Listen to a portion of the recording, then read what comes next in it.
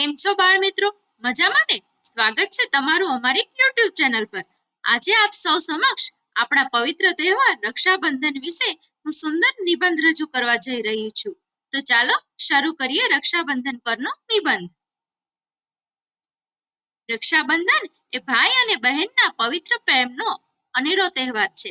હિન્દુ ધર્મમાં આ તહેવારનું ખૂબ જ ધાર્મિક અને સામાજિક મહત્વ છે. આપણા દેશમાં ઘણા તહેવારો ઉજવવામાં આવે છે.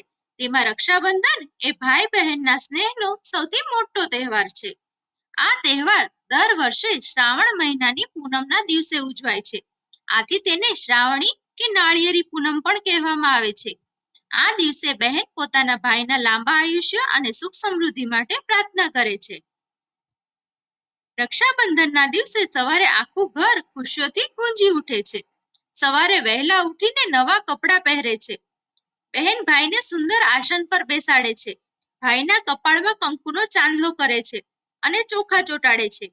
ત્યારબાદ બહેન ભાઈના જમણા હાથે સુંદર રાખડી બાંધે છે અને તેનું મોં મીઠું કરાવે છે. રાખડી બાંધ્યા પછી ભાઈ પોતાની બહેનને ભેટ આપે છે અને જીવનભર તેની રક્ષા કરવાનું વચન આપે છે. રક્ષાબંધન પાછળ ઘણી પૌરાણિક કથાઓ જોડાયેલી છે, જેમ કે રાજા બલિ અને લક્ષ્મીજી. દેવી લક્ષ્મીજીએ રાજા બલિને રાખડી બાંધીને પોતાના પતિ ભગવાન વિષ્ણુને મુક્ત કરાવ્યા હતા.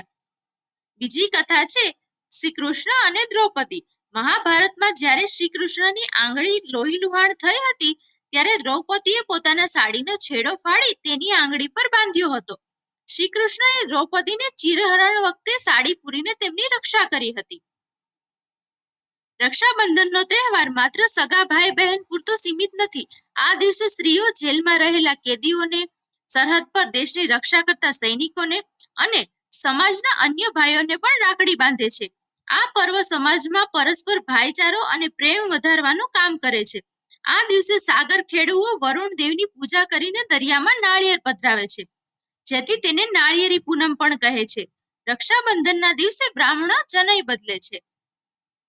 રક્ષાબંધન એ માત્ર સૂતરનો દોરો નથી, પરંતુ બહેન ભાઈનો પ્રેમનો અતૂટ વિશ્વાસ અને પ્રેમનું પ્રતીક છે.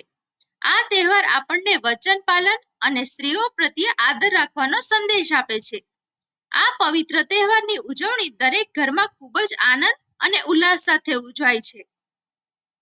તો મિત્રો, કેવો લાગ્યો તમને આ નિબંધ? આશા છે કે તમને આ નિબંધ ગમ્યો હશે.